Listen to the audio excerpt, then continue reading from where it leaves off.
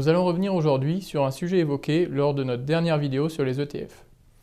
La collecte extrêmement importante recueillie par les ETF énergie renouvelable et les fonds transition énergétique. On peut citer l'ETF iShares Clean Energy de BlackRock qui gère maintenant plus de 6 milliards de dollars.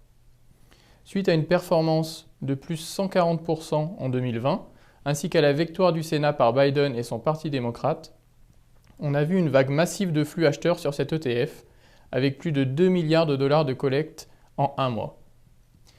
La particularité de l'ETF est qu'il est composé de seulement 30 titres. Donc chaque souscription a un impact important sur les cours de bourse. D'autant plus que certaines de ces entreprises sont de taille moyenne et peu liquides. En Europe, 3 entreprises ont été très impactées en termes de pourcentage de volume traité.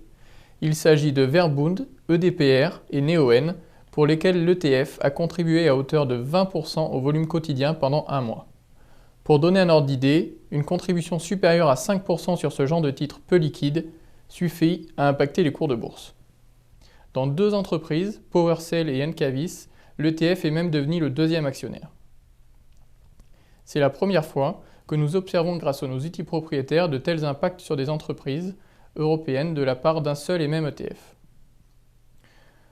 Nous pensons comme tout le monde que nous rentrons dans une nouvelle ère énergétique, mais il est fort probable que ces flux massifs ont eu un impact disproportionné sur les cours de bourse qui ne reflètent en rien l'amélioration des cash flows et la création de valeur de l'entreprise en question.